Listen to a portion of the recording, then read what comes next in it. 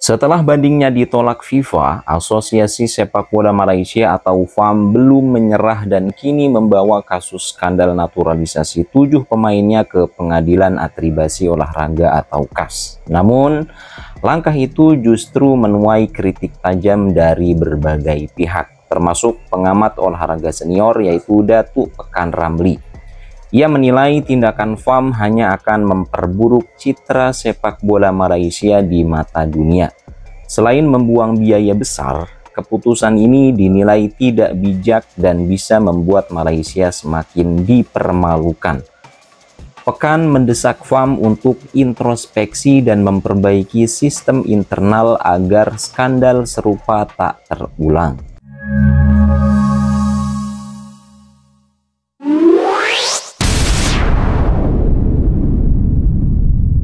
Kembali ajukan banding soal kasus naturalisasi abal-abal, FAM malah bikin malu Malaysia. Komite Disiplin FIFA resmi menjatuhkan sanksi kepada Federasi Sepak Bola Malaysia dan 7 pemain naturalisasi atas dugaan penggunaan dokumen palsu. Setelah banding dalam tempo 10 hari ditolak oleh FIFA, FAM kini membawa perkara ini ke Court of Arbitration for Sport atau CAS. Tapi masalah jadi semakin rumit ketika FIFA menemukan bukti baru yang memperkuat dugaan pemalsuan dokumen. Salah satu contohnya ialah kasus Imanol Machuca. Dokumen resmi dari Kantor Catatan Sipil Provinsi Santa Fe, Argentina menyatakan bahwa nenek Machuca lahir di Roldan, Argentina, bukan di Penang sebagaimana klaim FAM. Temuan ini mempertegas bahwa ada dugaan manipulasi data silsilah. Dampak sanksi ini bukan hanya dirasakan FAM tetapi juga klub-klub pemain terkait. Nama Rodrigo Holgado termasuk yang terseret. Klubnya di Kolombia, Amerika de Cali disebut sedang menindaklanjuti pemutusan kontrak akibat skandal ini. Karir pemain pun terguncang, reputasi klub ikut tercoreng. Pengamat olahraga Malaysia, Datuk Pekan Ramli, menilai langkah FAM membawa kasus ini ke CAS justru dapat memperparah situasi. Ia menegaskan bahwa FAM telah membuat Malaysia malu di mata dunia dan seharusnya segera berbenah, bukan berkeras menolak kenyataan. Guys, isu yang sedang panas dalam dunia bola sepak tempatan. Keputusan FIFA terhadap Persatuan Bola Sepak Malaysia FAM kini menjadi tumpuan ramai. Baru-baru ini, Jawatankuasa Rayuan FIFA mengekalkan hukuman yang dikenakan terhadap FAM dan 7 pemain warisan yang didapati bersalah melanggar artikel 22 Kod Disiplin FIFA, iaitu berkaitan dengan pemalsuan dan penyelewengan dokumen. Dalam bahasa mudahnya, isu ini bukan sekadar salah teknikal sahaja, tetapi melibatkan integriti dan kredibiliti pengurusan bola sepak negara kita. Antara pemain yang terlibat termasuk nama-nama besar, seperti yang saya tulis ni, nama diorang pun susah-susah nak sebut. Nampak sangat bukan orang Malaysia kan? Semua nama ni mereka kini dikenakan dengan denda sebanyak 2,000 franc Swiss, lebih kurang dalam 11,000 ringgit setiap seorang. Manakala FAM sendiri diarahkan membayar denda sebanyak 350,000 franc Swiss bersamaan dengan hampir 1.9 juta ringgit. Jumlah yang besar dan memberi syarat jelas bahawa FIFA tidak berkompromi dalam hal pemalsuan. Apa yang lebih penting, isu ini mencetuskan persoalan tentang tahap ketulusan dan profesionalisme dalam proses pendaftaran pemain Malaysia. Program pemain warisan yang pada asalnya bertujuan untuk mengangkat mutu pasukan kebangsaan kini tercalar akibat kegagalan mematuhi tata cara dan etika antarabangsa. Kalau benar kita ingin lihat bola sepak Malaysia dihormati di pentas dunia, asasnya mesti bersih daripada dokumen hingga ke moral pengurusan. Reputasi tidak dibina dengan kemenangan semata-mata, tetapi dengan kejujuran dan integriti dalam setiap tindakan. Ini bukan masa untuk menunding jari, tetapi masa untuk FAM lakukan refleksi dan reformasi. Ketulusan mesti dijadikan keutamaan kerana maruah bola sepak negara bukan milik individu, tetapi ia milik seluruh rakyat Malaysia. Apalah FIFA, tolonglah terima rayuan Malaysia tu. Aduh, apa pun kan berita terbaru, FIFA tetap tidak terima rayuan Malaysia gagal. Kekalkan hukuman mereka 7 player FAM dan player-player tersebut lah. Tapi jangan sedih dulu. Ini aku tengok banyak media-media kita ni sedih sangat. Kenapa? Kau relax. Sabar. Kita masih lagi ada satu talian hayat. Satu je.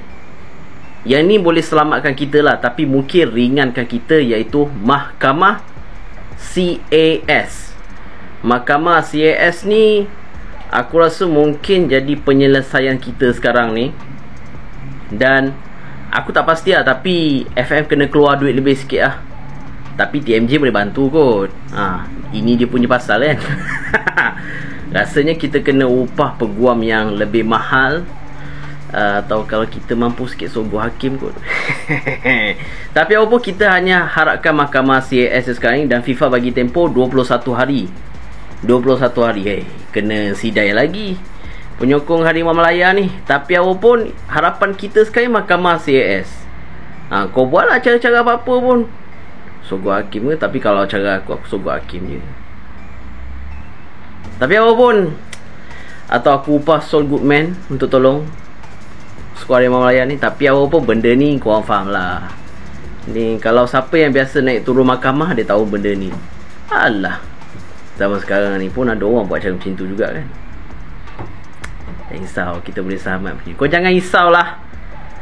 Selagi aku ada cakap kat Harimau Malaya ni, boleh selamat. Percaya boleh. Tak tahulah, kalau kita upah peguam yang bagus, kena bayar mahal sikit.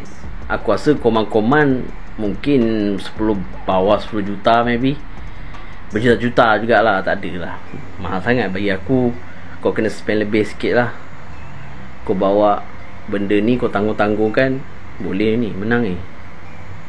Tak tahu lah guys, aku macam kalau pasal mahkamah ni dia lain sikit. Siapa yang biasa tahu pasal undang-undang, dia tahu. Macam-macam lah guys. Tapi kalau aku sendiri, aku sogok hakim. Mungkin bisa gini juga Bray, mungkin ya dia menunggu dari hukumannya AFC juga. Sebabnya gue lihat-lihat nih, emang AFC nggak ngasih hukuman atau denda tentang kasus ini loh. Kan kasus pemalsuan itu kan bergulir di event Piala Asia, bener nggak? Dipikir sama logika sederhana sih nggak masuk akal. Penyelenggara udah dapat ada buktinya nih, pesertanya ada pemalsuan dokumen, dapat langsung dari FIFA, tetapi nggak ngasih hukuman, nggak ngasih denda. Ya kalau gue jadi AFC nih, jadi komite disiplin, ya kita ngayal-ngayal Doraemon lah ya, gue bakal diskualifikasi tuh pertandingan yang dikualifikasi Piala Asia tuh untuk kemenangan yang dirugikan. Kalau gue sih begitu. Nah tapi kan gue nggak tahu nih yang FIFA kasih denda dan hukuman itu apakah sudah include hukuman dari AFC. Sedangkan kita kemarin protes untuk tuan rumah kualifikasi Piala Dunia aja tuh ternyata ada zonanya masing-masing. FIFA nggak bisa turut campur di dalam regulasinya dalam pemilihan tuan rumah Qatar dan Arab ini. Wah berarti berbeda dong. Nah itu tuh yang gue bingungin sebenarnya. FIFA menolak semua rayuan FAM selepas meneliti dokumen dan mengadakan sesi pendengaran. FAM ada 21 hari untuk mengemukakan rayuan terakhir.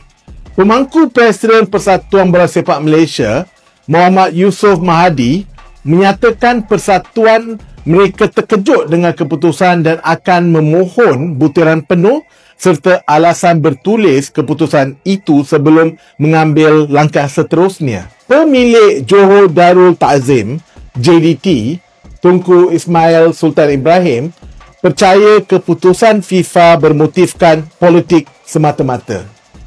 Sekiranya FAM mengambil langkah rayuan terakhir, melangkah ke Mahkamah Timbangtara CAS, TMJ akan menanggung sepenuhnya semua kos. Bekas Ketua Hakim Negara Muhammad Raus Sharif dilantik oleh FAM pada 27 Oktober 2025 untuk mempengerusikan jawatan kuasa bebas bagi menyiasat isu ini.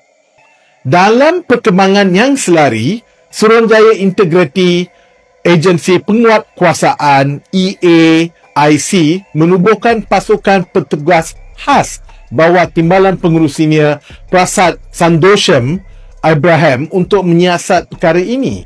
Sambil jawatan kuasa dan pasukan petugas sibuk dengan siasatan, laporan dan mesyuarat, masa depan pemain-pemain bola sepak yang terlibat masih ada tanda tanya.